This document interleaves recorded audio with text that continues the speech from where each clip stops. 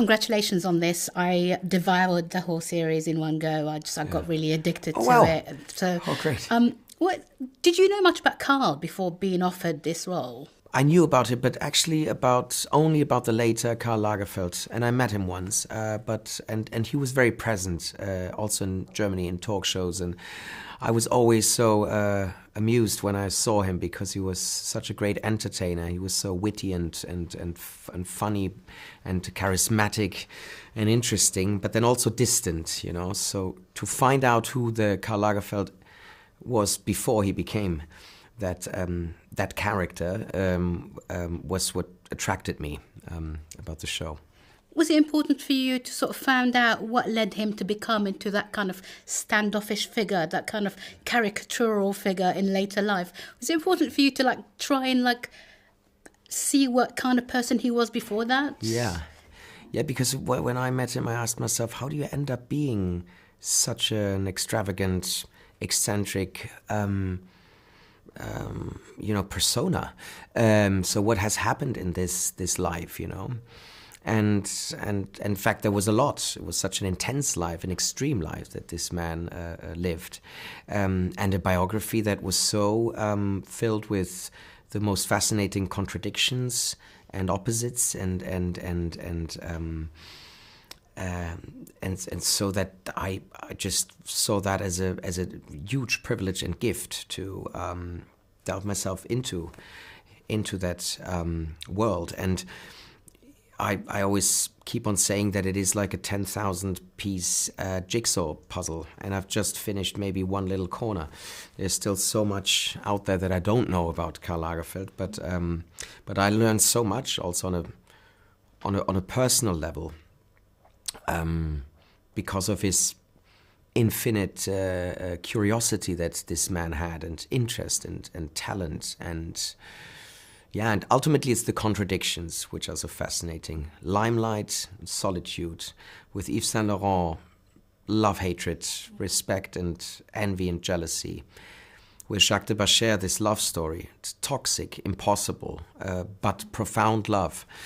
To learn about the romanticism in Karl Lagerfeld was something that, I also found so touching.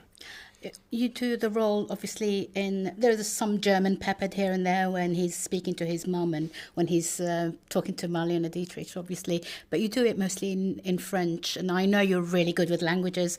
Was there, did you have to sort of spend a lot of time in Paris or to acclimatize to the language a little bit more?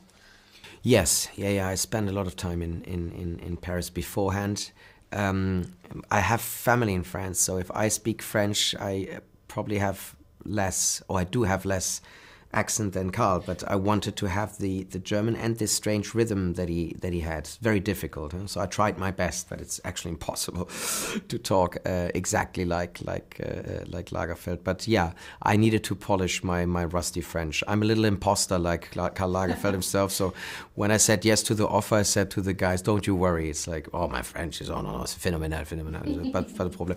And then I arrived for the first read where I thought, like, gee, the others are much faster than I am, but I should be the fastest one. So, but then it was fun, because I wanted to find a place in Saint-Germain-des-Prés because I knew how important that neighborhood was for Karl back in the days, and it was so great to rediscover the city that I love so much through his eyes, even on days off, thinking like, what would Karl do on a day like today, So there was always something to do because this guy was so active. We know Karl that was completely obsessed with class and sort of he hated les petits bourgeois, but he really liked sort of to mix with the higher classes. Was he known like that in Germany at all? Because he's told many lies about his own upbringing and his own sort of, like a Swedish. Yeah, exactly. So, was he? While you were in Germany growing up, were there any talk of him having made up all that story? No, not as far as I remember. But he was always very admired, but there was always a little bit of jealousy there that he had left us, you know. And there's a very funny interview he gave once that he came back to Hamburg. Hamburg is very proud because of his harbor and the fact that the ships go to China, and so they call it the door to the world. And so he was asked in the interview, why always Paris, Paris, Paris?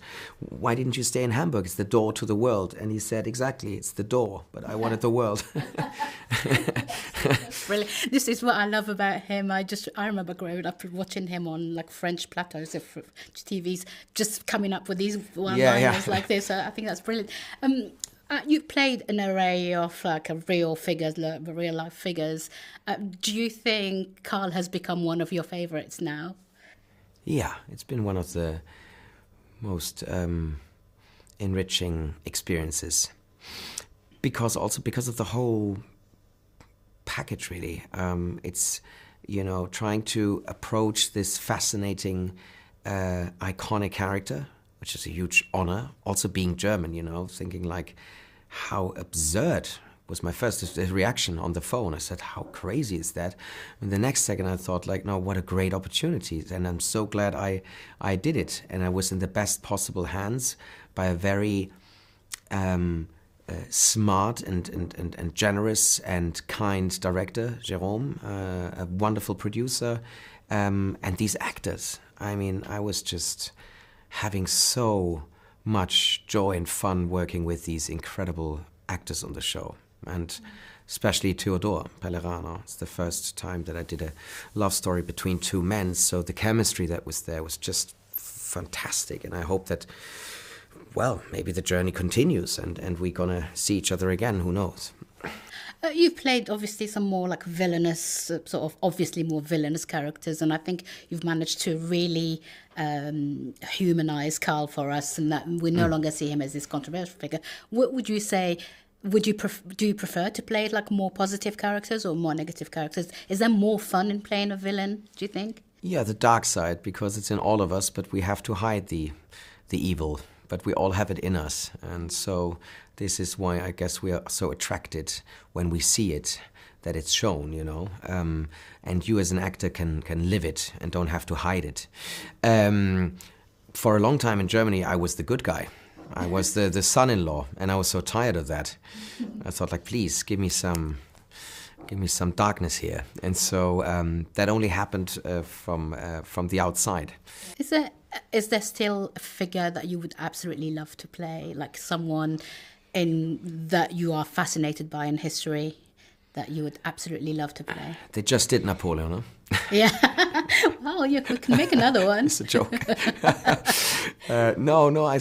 Somehow I'm thinking of my own projects. I would like to direct one thing, and so I'm thinking about now, which I don't want to mention here at all. But this is something that then my head is